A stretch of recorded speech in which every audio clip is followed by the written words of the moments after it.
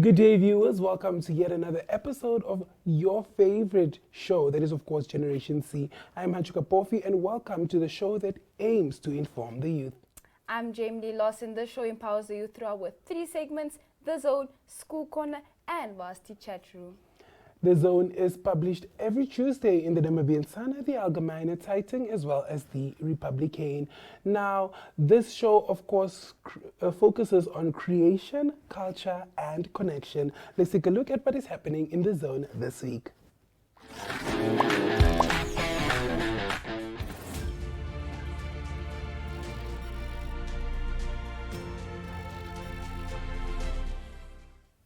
Today in studio, we are of course joined by Ngeje Kavita, who is a youth activist, and she was of course the former junior mayor of Windhoek.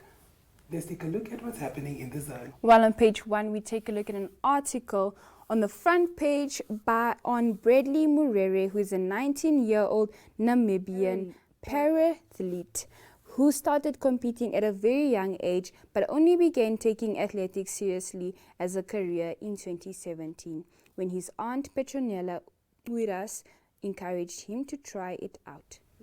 Well, moving over to page 2, we of course have an article on the Rob Youth Foundation, which together with the Namibian Institute of Mining Technology, NIMT, had aligned their forces to tackle a refurbishing project at the Katutura State Hospital. For the photo of the week this week, we have a photo of the Miss Teen Namibia Top 12 finalists that were announced and introduced on the 10th of July at the Windhoek Country Club Resort and Casino. The preliminary judging took place during the course of the last week, where the top 12 were chosen. Flowers and pastel colors were the theme for this year's event. Excitement. Are we ready? Ladies and gentlemen, are we ready? Okay, so the Miss Teen Namibia 2022 top 12 finalists are joining the two, Tarina Lowe.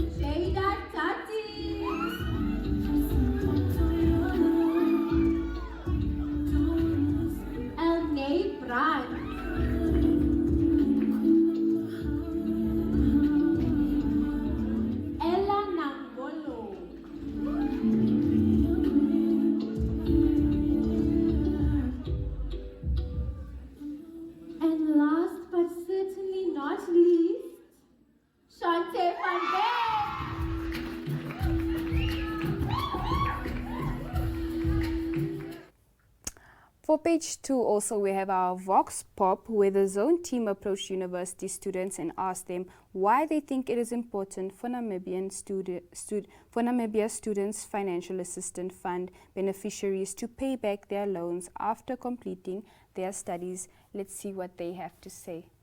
Okay, my name is Rosalia Pietrus, a second-year media student at University of Namibia, and NASFA beneficiary.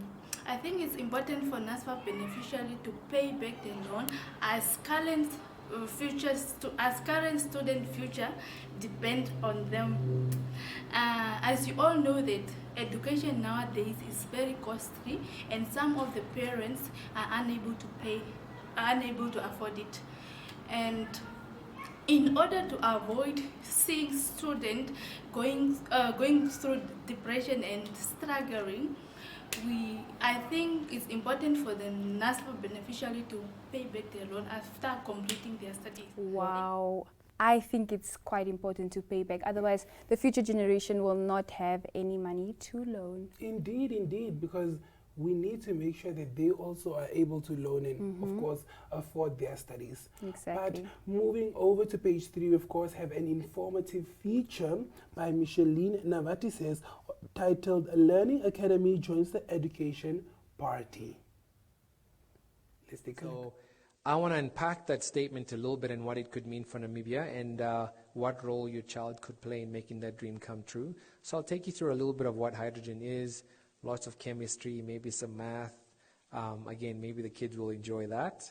And then I'll tell a little bit about your own country and how the fact that Namibia has the sun on its flag is very, very poetic given what we want to do.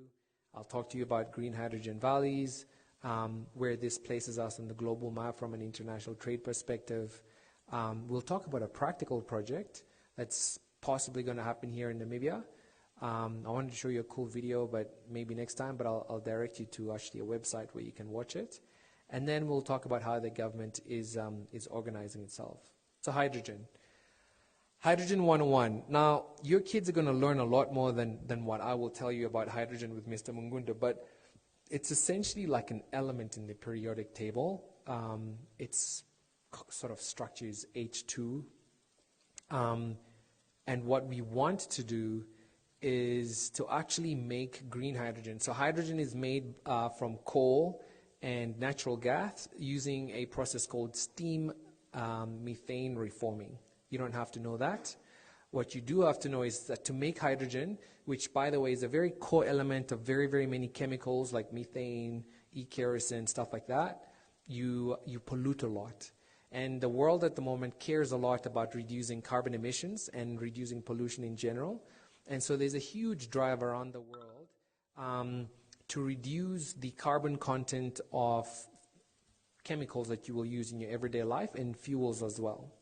And so green hydrogen is essentially hydrogen made using renewable energy. So you will use, like electricity from wind, solar, and then you will use the grid to transport the electrons into a machine called an electrolyzer.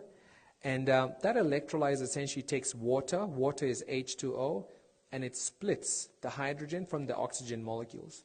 And then you end up with clean hydrogen, which they're calling green hydrogen. Now, for our final page in the zone, we take a look at an article by Jemima Debele on the Commerce Basketball Association rounded up the preliminary games of the KBA Cup that started on the 4th of June 2022.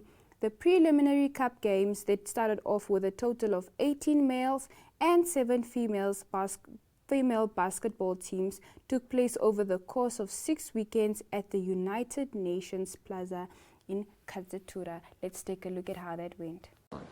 Hi, my name is Carlos Manuel. I'm the Vice President of the KBA. KBA stands for Commerce Basketball Association.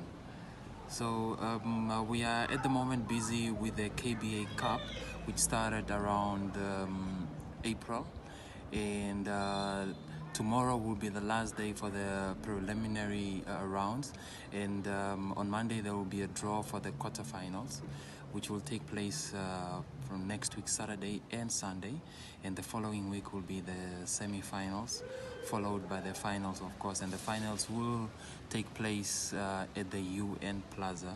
So today, it's only this weekend that we are scheduled to be at the HPS.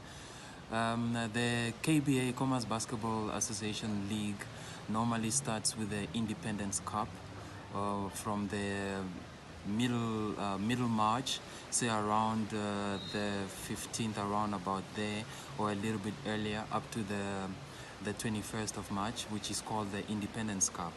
So the final game is normally played on the 21st of March, and then thereafter there's normally a break of around about 2 weeks to 3 weeks, just to get teams ready to register for the league, and then the league now officially kicks off around normally from beginning of April, or if early it will be end of March, and the season runs from around about that period up to say October.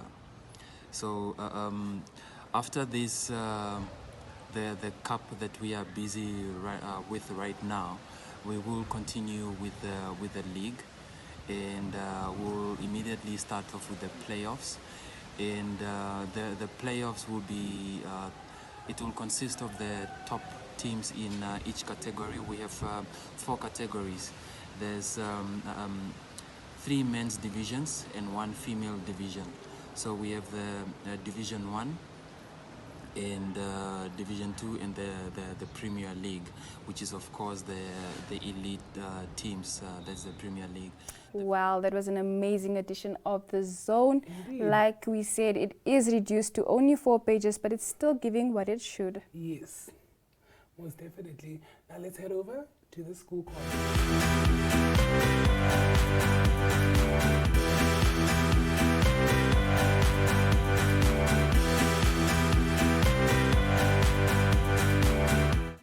Hey guys, and welcome back to the School Corner, where we focus on all things school.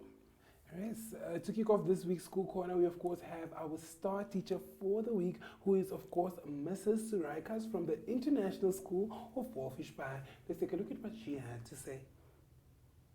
Oh gee, that happened many, many moons ago when I graduated in Johannesburg, and I had to make a decision whether I was going to go where they placed me, whether I was going to continue in the bank because I was working part-time to pay for my studies, or whether I would choose a place to study, to go and work for myself. So in the end, I opted for choosing a little college in Joburg Park. It's very close to Hillbrow. So I started my journey there, and it was a wonderful experience because the students did not wear any uniforms. And from there, I got married and I traveled to Namibia, and I could then start my career in Windhoek at Academia Secondary School. Moved from there, I went to Namib High School, and from Namib High School I went to Hoërskool, Walvis Bay High School, then to Duinesig, and now I'm at the International School of Walvis Bay because I love it. It was what I was meant to be.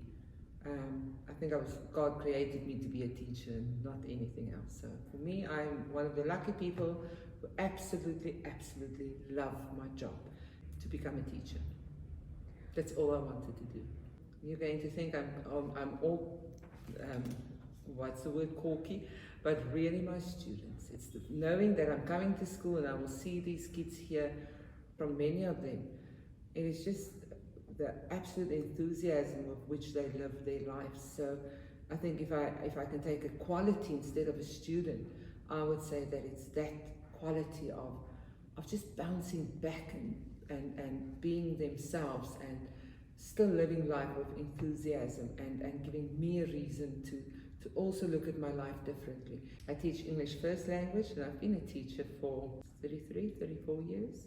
So I love poetry as well. So my favorite poem I would like to share is Still Rising by my favorite poet, Maya Angelou. The favorite place to visit in Namibia is Concordia. Wow, how inspiring is she? She is very inspiring indeed. Well, I am super excited because not only are the schools starting soon, but we will be holding our very own copies of the school newspapers. How excited are you, Hancho? I'm very, very excited. I'm excited to see all your school newspaper content, and I can't wait to see what you guys are going to come up with to send us, of course. And my favorite part, obviously, just working with all the school kids, seeing all your fun videos. And guys, don't be shy. Send us your videos of your first day at school for the second term. Please, we'd love to see it and also put it on the show, of course. Yes. But now it's time to head on over to our fun interview with Ngeje Kavita.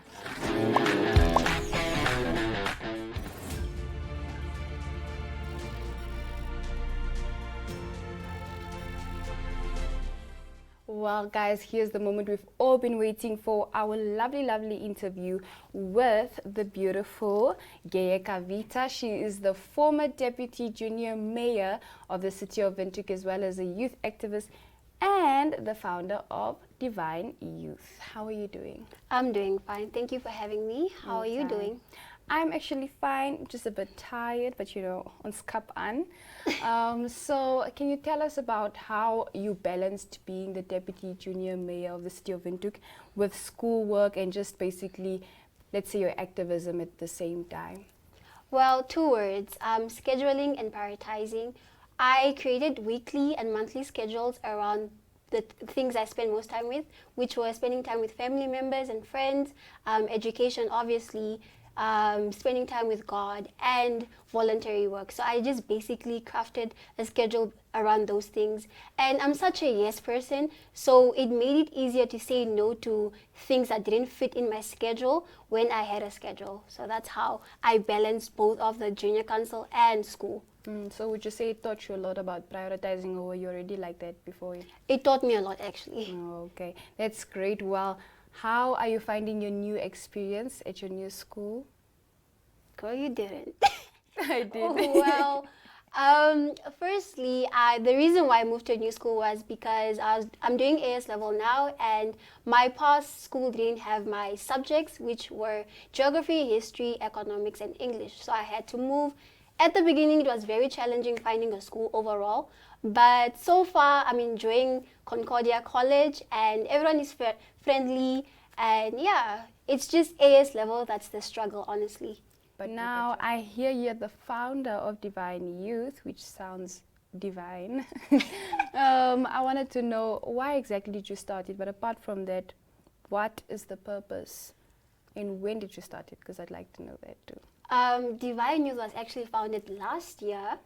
What inspired me to start DivineYouth was basically my upbringing. I grew up in a very poor community, and just watching my peers, people my age, struggle to find their way in this world. And I watched so many people I used to play with lose themselves. So I knew that there was something missing in my community, to be specifically, and I didn't know what exactly it was, but I wanted to create a platform that allowed them to be heard, allowed them to be seen, because there are so many children, so many youth members that are unheard and unseen, and I just wanted to be a voice for them. So that's what inspired it. And DivineYouth's purpose is basically to tackle the reoccurring problems in today's youth, such as lack of empowerment, lack of opportunities, and that's such a tricky thing to talk about, because some people believe that there is opportunities and the youth is just lazy to go for it, and others believe that Namibia doesn't have opportunities at all. And I'm just split between the two, because I do see the opportunities, but not everyone has access to these opportunities. So yeah, that's the purpose, to equip our youth with the mindset to go for these opportunities or to create them themselves. Well, I know it's very easy to always have a purpose, but how are you going to execute these goals? Well, that has been the challenging part, because firstly, I'm very young, and it's hard to get people to listen to you when you're young, firstly. Secondly, funds. A non-profit organization isn't an easy thing to do, especially on your own. So gaining the funds overall is what I'm struggling with first. And my plan to execute this is because I know there are so many people out there that actually have a passion like me. So I just want to group them, find them, and together we could build something that will actually work out. So volunteers, people that have the same passion, we're going to work together, and we're going to build DivineYouth and create a change in Namibia overall. Do you maybe have like an Instagram page for DivineYouth? Yes, we actually have an Instagram page, DivineYouth._. Okay, so guys, do go follow. And if you do feel like you're a good Samaritan or you want to be part of this amazing project, do go send a DM or message to Ngeje. She will for sure respond, and you can work something out. Well, do you have any last words for the people your age that maybe feel a bit discouraged? Anyone in AS, anyone wanting to start their own non-profit organization, anyone that feels like, I also wanted to be part of the junior council, but I didn't get chosen, you know, just anything you can say to them? Well, things don't stop at the junior council. Even though you aren't part of it or your school doesn't select you for it, you could do way more. There are so many non-profit organizations you could join yourself. But my message to you is that you're never too young to do something, and don't let the world defeat you. So thank you. There you have it, guys. Well, it was super fun and interesting speaking to you. You are quite an insightful girl. Thank you. And that is all from us. Now let's head on over to our vast chat room.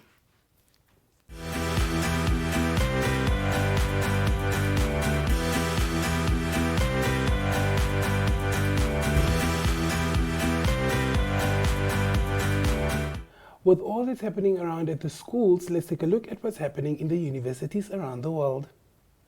Sometime last week, NUS celebrated the Women in Engineering, and they had various speakers at the event. Let's stay tuned to see how it went. On my experience as an engineer and how I tackled being a female engineer. Echoing on our previous speaker, I love the idea of us as women sort of focusing on more how we can come up with solutions, because it's so easy to sort of focus on what's bad and how tough it's been. My first point would be to change the narrative. We programmed from a young age to think of roles being divided by gender because of what we observe. We are also programmed to think that being a woman in engineering is sort of a difficult role because we sort of look down upon. Truth is, we are all different. Even us as women, we are not the same. And it's very important to be able to recognize our differences and sort of appreciate that about one another. We've all sort of experienced discrimination at one point or another for many different reasons. It could be because you're a woman, because of where you come from, because of the way you look. I'd like to make a simple example of imagine somebody walking in and saying, "Oh, black people are always late." The easiest response is to, have an explosive discussion about how terrible that is and calling the person racist and all of that. But I feel like the difference would be to show the person a different action. Show up on time instead. And that will teach the person more than sort of create more arguments and discussions. Engineering plays a vital role in shaping our social, political, and economical landscapes. Engineers get to come up with unique design solutions that impact our societies today and for future generations. The word engineer, when I looked it up, said is a person who designs, builds, or maintains engines, machines, or structures. Another one said it's a skillful contriver or originator of something. Nowhere does it say whether the person's supposed to be male or female. Well, how amazing is it that they celebrated women in engineering? It was definitely amazing. I love that, to see women win. Very, very important. Right, moving over to, of course, our varsity corner. This week's varsity corner is Jo Marie Damasem-Ortner, a second-year journalism and media technology student at the Namibia University of Science and Technology. Now, she is also a content creator and YouTuber. Well, unfortunately, all good things do come to an end. And like I always say, this was a banging episode of Gen C. I had so much fun. And my favorite part was actually the interview, because I was just so impressed by how such a young lady had so much information and insight and good advice for all our viewers watching. Most definitely. I must say that I'm looking forward to next week's Gen C just to see what they have in store for us. So yeah, from us here, it is, of course, choose.